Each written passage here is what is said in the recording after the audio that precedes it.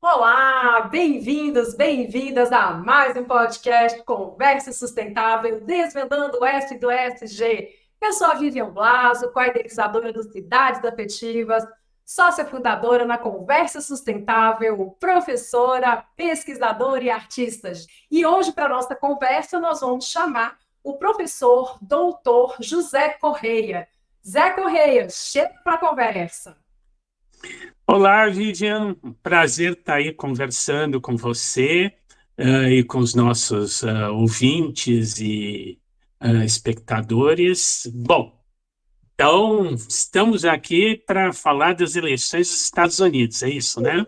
É isso mesmo, nós vamos falar aqui das eleições dos Estados Unidos. Atualmente, um dos pontos de mais discussão na geopolítica mundial é a corrida para a presidência dos Estados Unidos. Com a desistência de Joe Biden e a candidatura de Kamala Harris, novos horizontes começam a povoar o imaginário de outros líderes mundiais. E aí, Zé, a gente traz você aqui, porque você é doutor em Ciências Sociais pela PUC, você também é especialista aí na Amazônia, em temas da geopolítica. Então, a gente está pensando aqui, Zé, que como que vai ficar esse cenário hoje para o Brasil, pensando em termos de eleições norte-americanas? Vivian, eu acho que desde 2016, as classes dominantes dos Estados Unidos estão profundamente divididas entre dois grandes projetos, um projeto que eu diria de manutenção da globalização neoliberal, como veio se estruturando desde os anos 80, e um projeto neonacionalista bastante conservador, e essas duas opções elas se materializam nos dois partidos tradicionais da política americana no século XX, os democratas e os republicanos. Então, nós temos visto uma gangorra, de fato,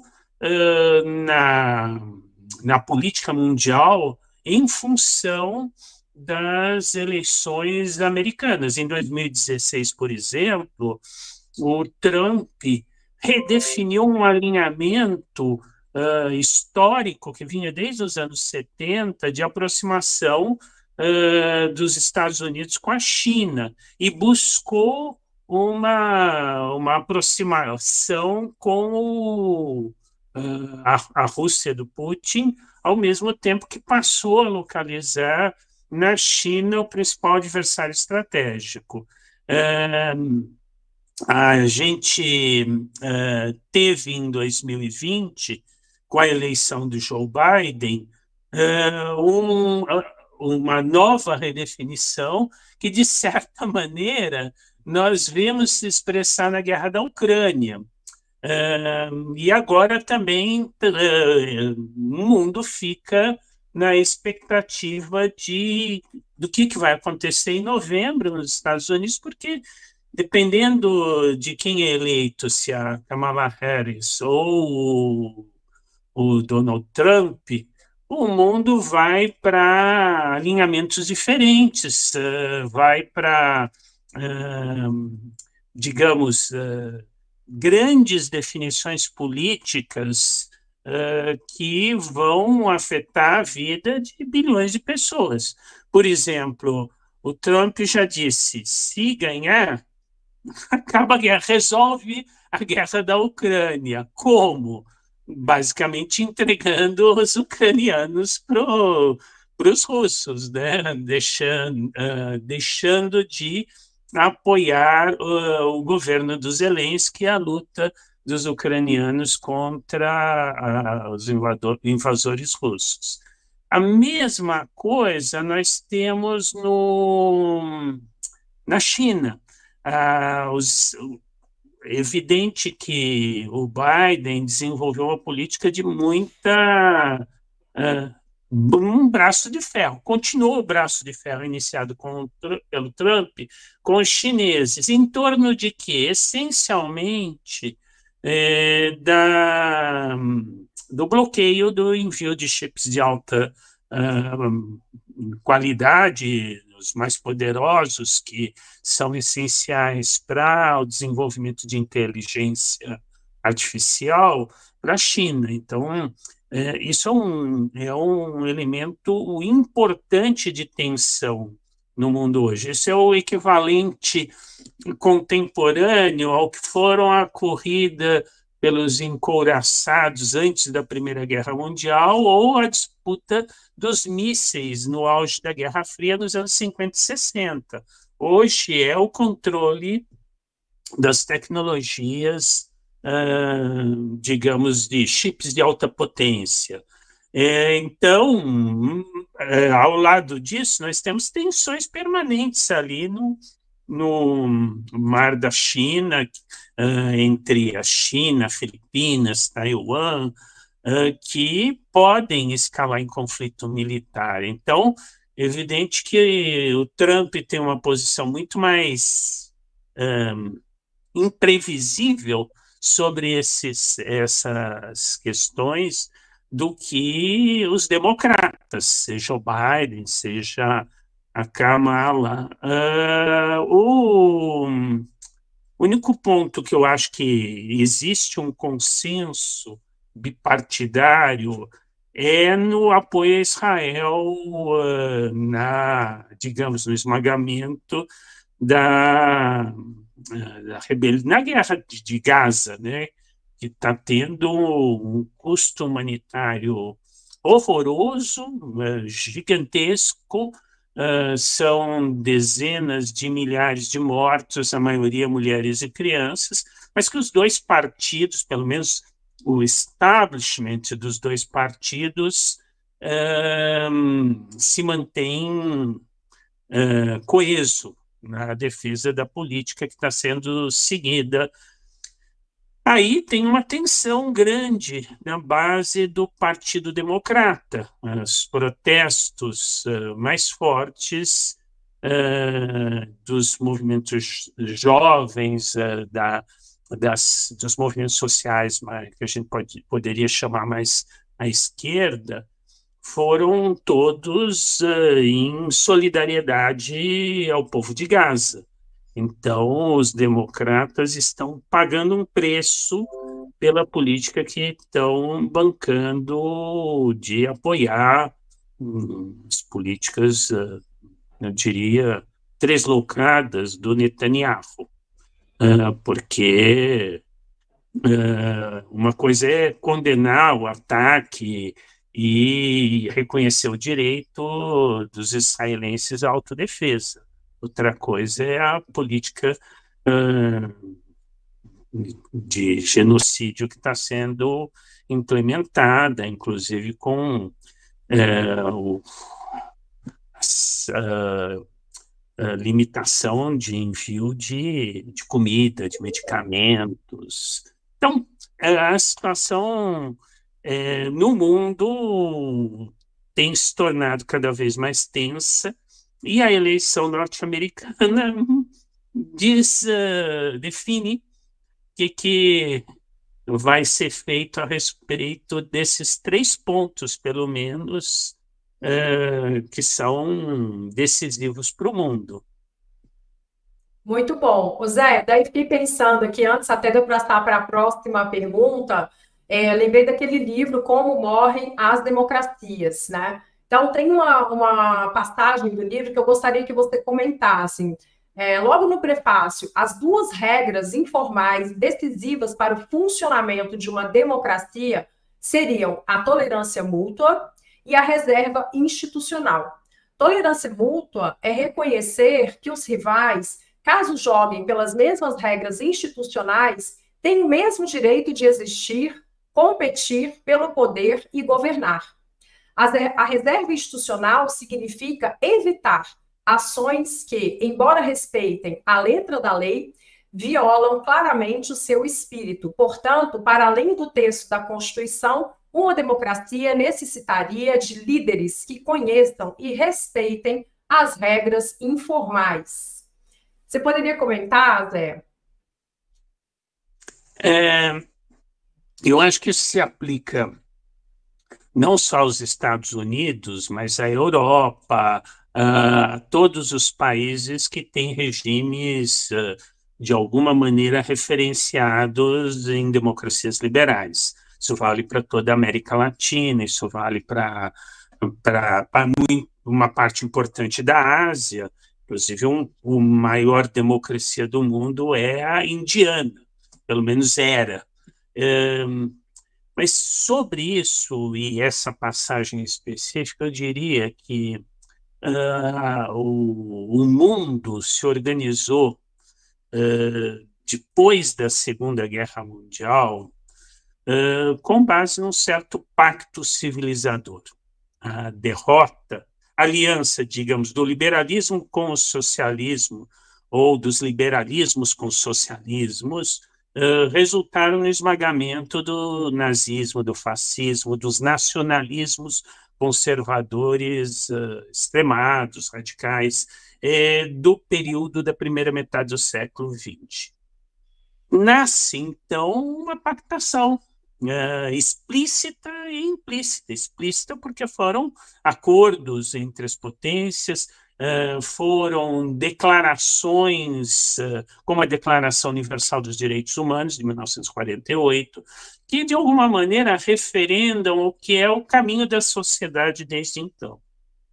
Eu diria que, depois de 2008, com a crise, emergiu uma nova direita no mundo que não respeita esse pacto, que não aceita essas regras do jogo que você resumiu bem.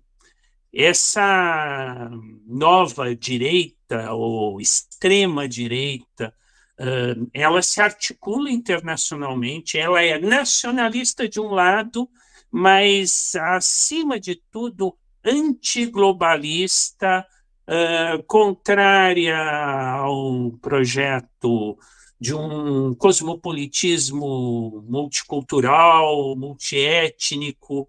Então, a gente tem uma espécie de revolta dessa direita,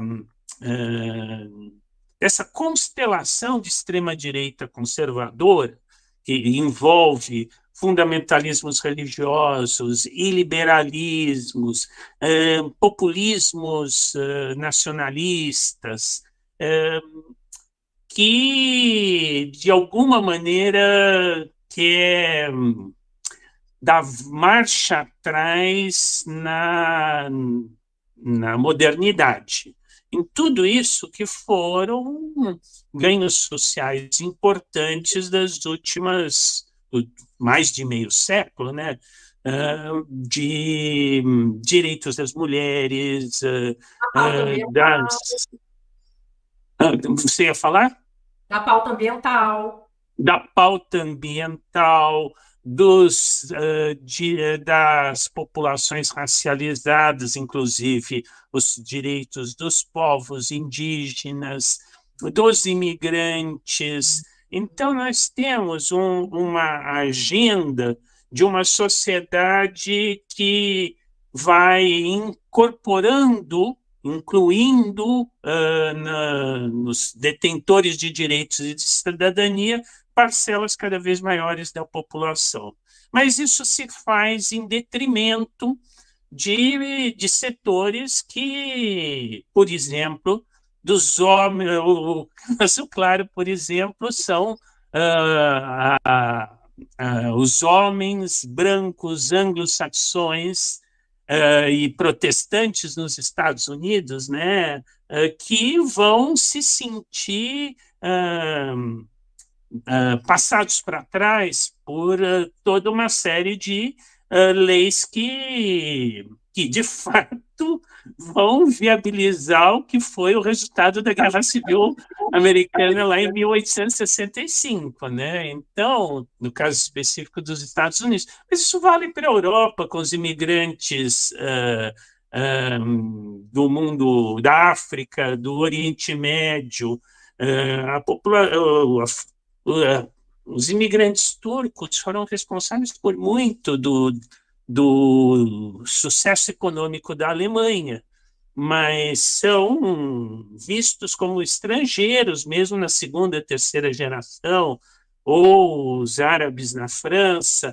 Então, tem questões, digamos, de xenofobia, de racismo, profundamente enraizadas nas sociedades, digamos, nas democracias liberais do Atlântico Norte, que voltam a emergir, que estavam, de alguma maneira,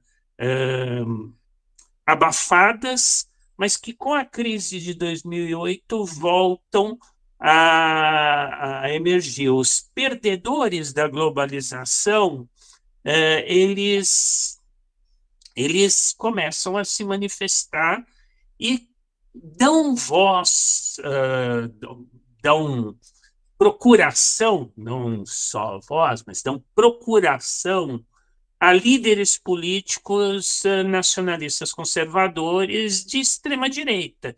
Então, vem toda uma agenda realmente de regressão de direitos, de xenofobia e de questionamento das regras do jogo da democracia liberal, que foram utilizadas por todos esses diferentes movimentos e setores sociais desde os anos 60.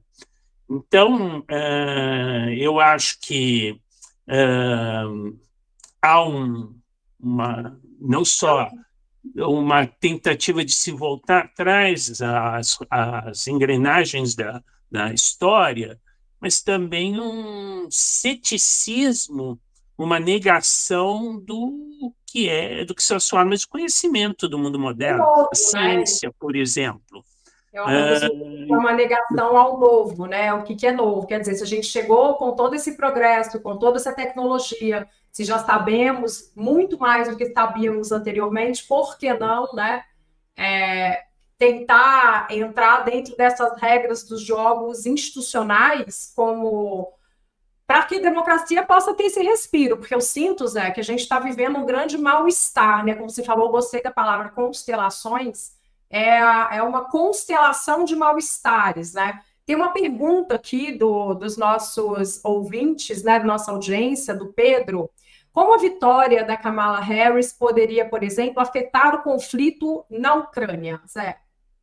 Eu diria que a vitória dela vai manter a política atualmente sendo implementada pelos democratas de apoio ao Zelensky. O que pode acontecer é que, no caso da vitória do Trump, essa política seja rapidamente desmontada e a Ucrânia seja forçada a uma negociação com a Rússia em que teria que ceder toda a região ocupada já do Donbass, que é mais de 10% do território ucraniano, e é uma região estratégica, porque grande parte da costa do Mar Negro e as regiões industriais, além disso, né?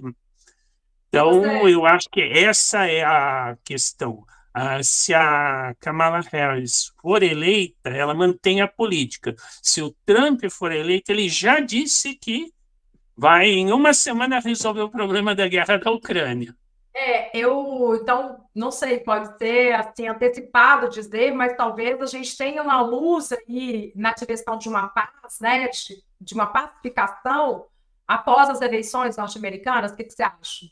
Não, eu não acho que nenhum dos conflitos vão ser equacionados de maneira duradoura pelas eleições americanas. No caso do Oriente Médio, é o mais evidente, porque os dois partidos eles apoiam a política neocolonial de Israel na Palestina. No caso da Ucrânia, uma paz imposta pelo Trump à Ucrânia significaria, na verdade, jogar para diante os problemas, porque a gente teria a constituição ali de uma fronteira militarizada do tipo que divide a Coreia do Norte e a Coreia do Sul. E no caso da China, me parece que os democratas são um pouco mais, digamos, hábeis nas relações internacionais que o Trump. O Trump encaminha definições de política internacional pelo Twitter. É uma loucura, né?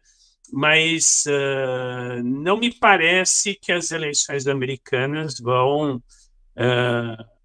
equacionar esses três conflitos. O que sim é decisivo é a questão da democracia.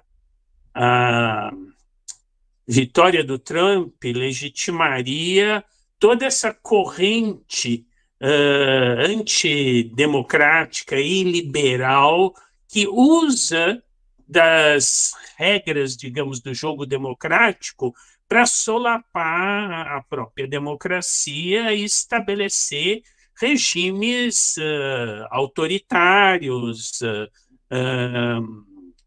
regimes populistas de direita. Isso vai... A gente pega essas lideranças do mundo todo. Milei na Argentina, Bolsonaro no Brasil, Orbán na Hungria, Le Pen na França, a Meloni na Itália, o Modi na Índia. A Índia está passando por um processo de, digamos, de corrosão de suas instituições democráticas que, digamos, foram estabelecidas na independência, pelo Gandhi, pelo Nehru, e que resistiram até recentemente, até o partido do Modi buscar permanecer no poder. A terceira eleição já do Modi.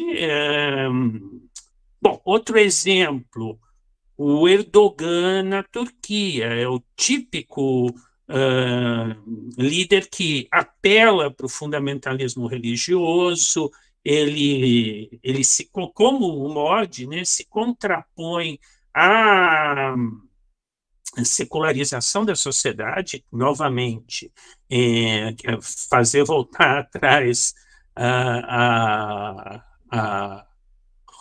os direitos, digamos, de um Estado laico. Isso vale também para o Netanyahu em Israel. Então, a gente tem toda essa constelação que poderia, na verdade, ela explodiu, ela ganhou vigor com a eleição do Trump em 2016, e que agora poderia ter um avanço avassalador. Se isso acontecer, me parece que o destino da democracia liberal no mundo vai se tornar bastante problemático. Caso o Trump não seja eleito, é evidente que isso é muito melhor para enfrentamento de alternativas de extrema-direita que, em vários casos, chegam a fascismos, né? Vamos pegar o nosso continente. Nós temos problemas, de um lado, de autoritarismos, de um certo nacionalismo que veio do progressismo, mas que foi ganhando contornos muito autoritários. O caso do Ortega na Nicarágua é hoje uma ditadura aberta. O caso do Maduro está indo nesse caminho. Mas nós temos, de outro lado, em toda a região, um desafio oposto, que é o risco de ditaduras de líderes de extrema-direita. O que o Milei está fazendo na Argentina passa formalmente pelas instituições democráticas, pelo Congresso, mas é a imposição de retrocessos significativos, que vão desde direitos trabalhistas até a situação das mulheres, desde a questão ambiental até o problema da relação com os estrangeiros, que passam a ser estigmatizados como o bode expiatório dos problemas da sociedade. Então, aqui no Brasil, concretamente, em 2026, nós vamos ter eleição presidencial, vai ter candidaturas de diferentes projetos. O bolsonarismo vai ter seu candidato, o petismo vai ter seu candidato, pode ser o Lula, pode ser alguma coisa de uma aliança nesse campo. A sociedade brasileira segue polarizada. Nós tivemos ontem, anteontem, né, no sábado, na Avenida Paulista, o Silas Malafaia organizando um ato bolsonarista com 45 mil pessoas. Então, a sociedade brasileira segue polarizada. Em grande medida, eu acho que o Lula tem conseguido driblar essa polarização, mas uma vitória do Trump em novembro vai, digamos, vitaminar a polarização que existiu ao longo dos últimos anos, depois de 2015, pelo menos, e que levou aos protestos, digamos, a tentativa de golpe de 8 de janeiro de 22, né? Por exemplo, a figura do Alexandre de Moraes se torna passa a ser hostilizada dessa maneira. O Alexandre de Moraes tem uma tradição conservadora, mas ele foi firme no combate ao que nos processos apareceu como as milícias digitais e a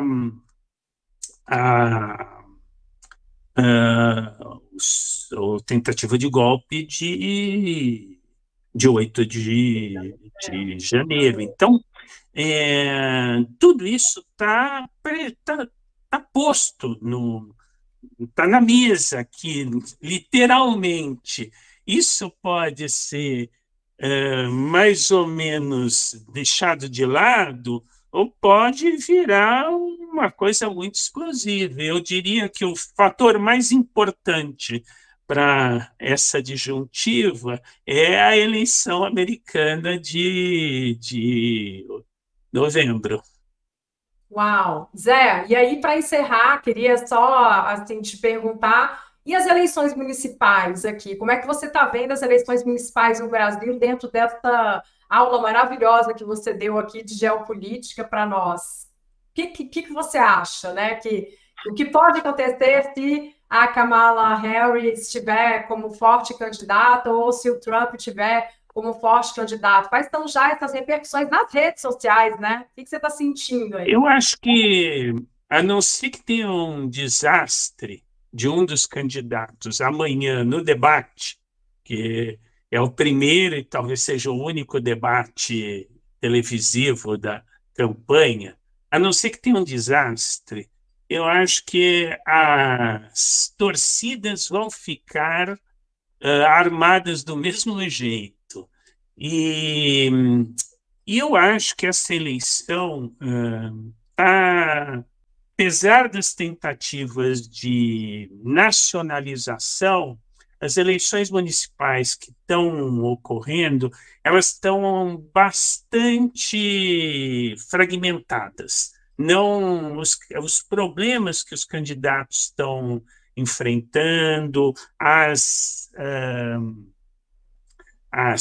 carreiras políticas, os alinhamentos, eles, em geral, são muito regionais. Eu diria que a novidade que a gente tem é na eleição de São Paulo o aparecimento da figura do Marçal.